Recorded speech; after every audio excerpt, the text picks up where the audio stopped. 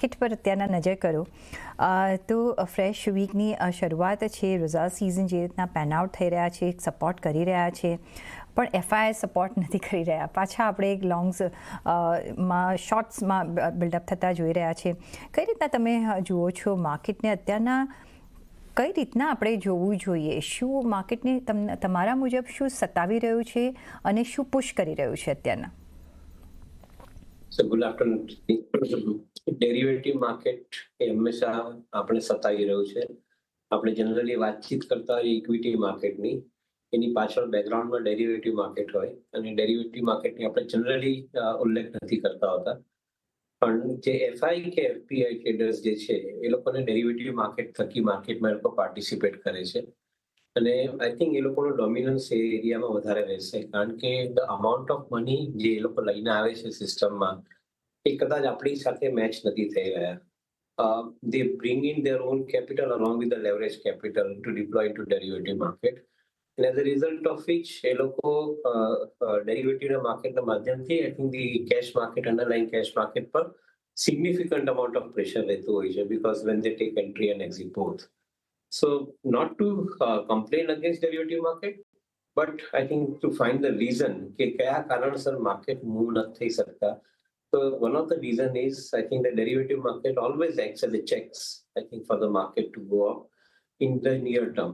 However, having said that, in the longer term, underlying strength of the equity ne karane, I think the markets always perform thereafter, in whichever direction you look at it. So currently આ એક situation એવી છે કે earning growth મજબૂત આવી રહ્યા છે.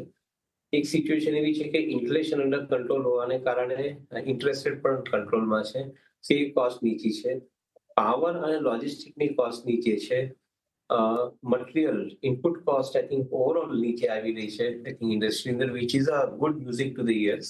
કારણ કે આટલા વર્ષોમાં આપણે કોઈ આટલા બધા ફેક્ટર એક સાથે પ્લે થતા નતા જોયા.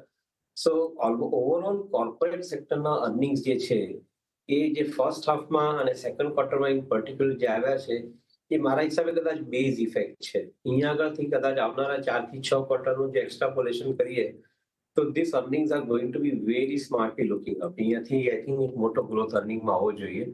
So which is basically I think making the roadmap clear for investors. Having said that, આપણે જે ડેરિવેટિવ થી આર્ગ્યુમેન્ટ ચાલુ કર્યો હતો, ઇન્વેસ્ટર જ્યારે આ ટાઈપનું લોંગ ટર્મ વિઝન રાખતો હોય અને ત્યારે પૈસા કમાતો હોય છે, પણ ડેરિવેટિવ માર્કેટની અંદર ટ્રેડર્સોને આઈ થિંક લેવેચ કરીને પૈસા કમાવાનો હોય છે. આખો ઓબ્જેક્ટિવ આખો અલગ છે એ લોકોનો. So from that perspective, I think the market is probably I think moving, but with a calibrated speed. Nothing wrong with it, as long as I think your objective is clear, that either you are a trader or you are an investor. હા, absolutely nothing wrong in it. અને આપણે જાણીએ છીએ પણ from the point of view of the long term સિનારીઓ, because તમને શું લાગે છે કે એફઆઈઆઈઝની કઈ રીતના સ્ટ્રેટેજી, વી ડોન્ટ નો કે એમની સ્ટ્રેટેજી શું હશે, પણ કયા એવા ફેક્ટર્સ છે કે જે લોંગ ટર્મ માટે એમને ખેંચી લાવશે રાઈટ માર્કેટમાં? અને હવે જે રીતના ટ્રેડ ડીલ એક હજી નથી થઈ આપણી, મે બી આપણને જલ્દીથી અનાઉન્સમેન્ટ એ જોવા મળી શકે છે, પણ ચાઇના સાથે થઈ ગઈ છે. તમને શું લાગે છે એક અટ્રેક્ટ કરશે એમને એ ઝોનમાં જવા માટે કે બીજા કોઈ ઇમર્જિંગ માર્કેટ્સમાં જવા માટે, જો ઇન્ડિયા સાથે આપણે કમ્પેર કરવું હોય કે કઈ રીતના એ લોકોની પાછી એન્ટ્રી થઈ શકે છે? એક સૌથી પહેલો મૂળભૂત ફેક્ટર આવશે એન્ટ્રી કરવા માટે fundamental earnings of the companies. અમે એવું માનીને ચાલીએ છીએ કે જે નિફ્ટી 50 સ્ટોક્સ છે એની અંદર લગભગ 15% આસપાસનો earning growth average across the sector આપણે જોઈ રહ્યા છે. હવે in sum of the sectors જેમાં વેઇટ વધારે છે, લાઈક આઈટી, એમાં કદાચ થોડોક અર્નિંગ ગ્રોથ ઓછો આવી શકે, કદાચ 10 થી 12% આસપાસ આવી શકે. પરંતુ જે ઇન્ડસ્ટ્રીયલ સેક્ટર્સ છે પર્ટિક્યુલરલી એની અંદર લગભગ 15 થી 20% વચ્ચે અર્નિંગ ગ્રોથ આવી શકે. બીએફએસઆઈ સેક્ટરમાં 15 થી 20% વચ્ચે અર્નિંગ ગ્રોથ આવી શકે. So average we are talking about approximately 15% આસપાસનો earning growth, which is basically expected to bring the interest of the long-term investor into the market, particularly from the FII side. So એક point અહીંયા આગળ એક છે.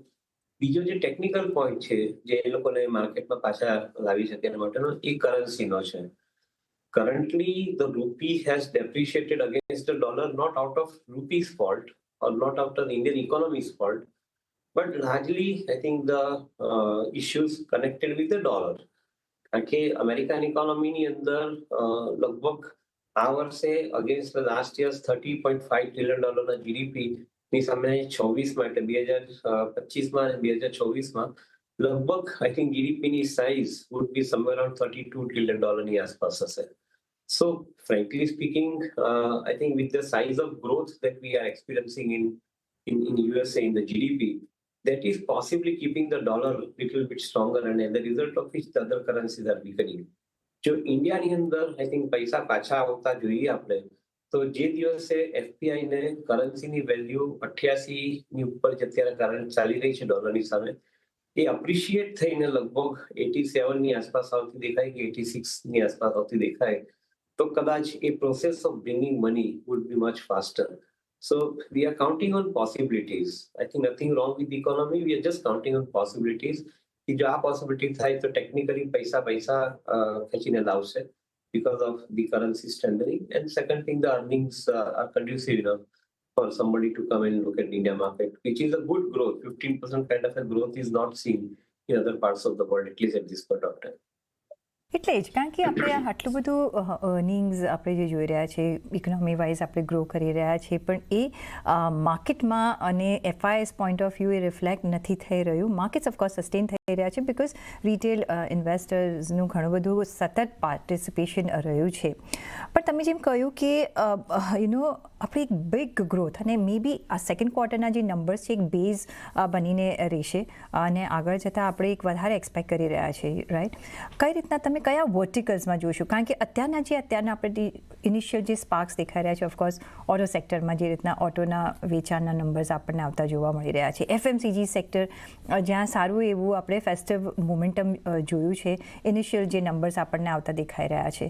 તમે ક્યાં તમારી fingers મૂકશો જો ખરીદી કરવી હોય કે લોંગ ટર્મ સિનારીઓ આપણે રાખીને ચાલવું હોય તો તમે ક્યાં ઇન્વેસ્ટેડ રહેશો? So frankly speaking, અંડરવેલ્યુએશન સિચ્યુએશન છે નહીં, ફેર વેલ્યુએશન સિચ્યુએશન છે માર્કેટની અંદર, ઇકોનોમીની અંદર, કોર્પોરેટ સેક્ટરના અર્નિંગની સાથે કનેક્ટેડ લિસ્ટેડ કંપનીઝની અંદર. So I think we are at a fair value. We are not undervalued, we are not overvalued as far as the market is concerned. Now, જ્યારે આવી સિચ્યુએશનમાં તમારે ઇન્વેસ્ટમેન્ટ કરવાનું હોય ત્યારે તમારે ડીપ વેલ્યુ પર ફોકસ કરવું પડે, કારણ કે તમને અંડર વેલ્યુ પણ નથી મળતી, તમને ફેર વેલ્યુ પણ મળી રહી છે. And unless you concentrate on deep value, you will not be able to generate the sufficient amount of return. We believe that I think the deep value proposition in the current market is with companies and not with sectors. સેક્ટરની અંદર ગવર્મેન્ટે definitely roadmap set કર્યો છે. For example ship બિલ્ડિંગમાં 70,000 કરોડ રૂપિયાનો roadmap set કર્યો છે. Power અને power ancillary અથવા પાવર એન્જિનિયરિંગ બિઝનેસ માટે because of the additional amount of capital deployed એ લોકોએ રોડમેપ સેટ કર્યો છે. Even that is true for railways, roads, mining, defense, and waterways. એ બધા એરિયાની અંદર પણ આઈ થિંક ઓવરઓલ ગવર્મેન્ટના સ્પેન્ડિંગ રિલેટેડ ગ્રોથ આપણે ફેક્ટર કરીને જોઈ રહ્યા છે. In my viewpoint, I think at this point of time, individual companies કે જ્યાં આગળ ગ્રોથનું ઓરિએન્ટેશન કદાચ બીજા કરતા વધારે ફાસ્ટ દેખાતું હોય એવી કંપનીને જોવી પડશે. ફોર એક્ઝામ્પલ, બીએફએસઆઈ સેગમેન્ટની અંદર જે એનબીએફસી કંપની અથવા જે corporate bank average growth of landing જે છે ઇકોનોમીની અંદર આઈધર એમએસએમઈ સેક્ટરમાં કે રિટેલ સેક્ટરમાં હોય, એના કરતા જે કંપનીઓ ફાસ્ટર ગ્રોથ થઈ રહી છે, they will be creating better value. એ અમારા વ્યૂ પ્રમાણે અમે જોઈ રહ્યા છે. અને I think that is a possibly I think you would like to keep your eyes on companies like, for example, Jio Finance, for example, Bajaj Housing Finance, Bajaj Finance. આ ટાઈપની કંપનીઓ છે એ નોર્મલ કંપનીઓ કરતા લગભગ 2 ગણી કે 3 ગણી ફાસ્ટ ગ્રોથ થઈ રહી છે. જ્યારે આ ટાઈપનો ગ્રોથ આપણે અમુક સિલેક્ટ કંપનીમાં દેખાતી હોય ત્યારે you are not investing completely across the board in all companies, you are investing in select companies. Same situation you will find in real estate, same situation you will find in auto and auto ancillary. So કદાચ I think with proper study સાથે તમારે આવનારા પ્રોજેક્શન્સને consider કરવા પડશે while selecting the companies out of the larger sectors in which our markets are operating currently. So performance wise આપણે એક નજર રાખવું પડશે બિકોઝ જે ગ્રોથ એક વિલ મેટર અ લોટ કયા સેક્ટરમાં બધા સેક્ટર તો ગ્રો કરે છે પણ એમાં કઈ પર્ટિક્યુલર કંપની છે એના પર તમારે નજર રાખીને એટલે સ્ટોક સ્પેસિફિક રાખીને આપણે એક નજરિયો રાખવો પડશે અત્યારના પણ તમે ઓફકોર્સ BFSI સેક્ટરને થોડુંક વધારે સમજીએ અત્યારના PSUમાં જે રેલી જોવા મળી રહી છે તમને શું લાગે છે કે અહીંયા તમે વધારે હવે નજર રાખશો ને પ્રાઇવેટ બેન્ક્સ પર એઝ ફોર એક્ઝામ્પલ ICICI બેંકના આપણે જો નંબર્સ પછી એક ખાસો એવો ત્યાં આપણે નરમાશ જોઈ રહ્યા છે કઈ રીતના અહીંયા તમે ચૂઝ એન્ડ પિક કરશો અને શું PSU સેક્ટરમાં હજી પણ એક રેલી આપણે જોઈ શકીએ છીએ PSU બેન્ક્સમાં રાધર Public sector banks ની અંદર the underlying theme is government is planning further consolidation. Now, I think એ લોકોએ ઇન્ડિકેશન ઓલરેડી આપી દીધું છે. પાસ્ટમાં એ લોકોએ 2019 ની આસપાસ ત્યારે આઈ થિંક બેંકોની અંદર કન્સોલિડેટ કર્યું હતું. એના પછી આઈ થિંક એ લોકોએ પોતે બેંકને એફિશિયન્ટ ઘણી બનાવી છે. અને એ જ કદાચ કોન્ફિડન્સ હવે 5 વર્ષ પછી એ લોકોને વધારે દેખાઈ રહ્યો છે કે ફર્ધર કન્સોલિડેશન કરી અને સમ લાર્જ સાઇઝ 4 કે 5 બેંકો જે બનાવો તો કદાચ SBI ની સાથે બીજી 3 કે 4 મોટી બેંકો જો ઇકોનોમીની અંદર હોય તો then it becomes a very stable kind of a framework for corporate sector to buy the product and the services from some large institution. કારણ કે એક વસ્તુ ક્લિયર છે કે જ્યારે તમારી ઇકોનોમી $4.5 ટ્રિલિયન પરથી વધી અને 12 થી $13 ટ્રિલિયન તરફ જવાની આવનારા 10 વર્ષની અંદર which is about 3 times growth તો સર્ટનલી જે મોટી સાઇઝની કંપનીઓ હોવી જોઈએ લેન્ડિંગ માટે એ કંપનીઓ પર ગવર્મેન્ટનું ફોકસ હોવું જ જોઈએ. I think they are rightfully doing that job of consolidating some of the public sector banks. While for investor, there may be a knee-jerk reaction to this consolidation activity. Overall, I think to get the full benefit out of this kind of consolidation, again, I think થોડો સમય આપવો પડશે કારણ કે consolidation never happens without pain. એ pen કદાચ જેટલા system આવવાના છે એ કંપનીઓમાં એ બી તમારે સાથે સાથે બેર કરવા પડશે. જે લોકો 10 વર્ષનું પ્લાનિંગ કરતા હોય તે લોકોને PSB consolidation kind of a theme makes more sense પણ જે લોકો 6 મહિના 12 મહિનાનું પ્લાનિંગ કરતા હોય એ લોકો ફક્ત એ લોકો પોઝિશનમાં બાય કરીને ટ્રેડ કરવું પડે એવું અમારું માનવું છે. So I think this is how you rationally evaluate the entire opportunity basket within PSB and same way I think for some other public sector companies.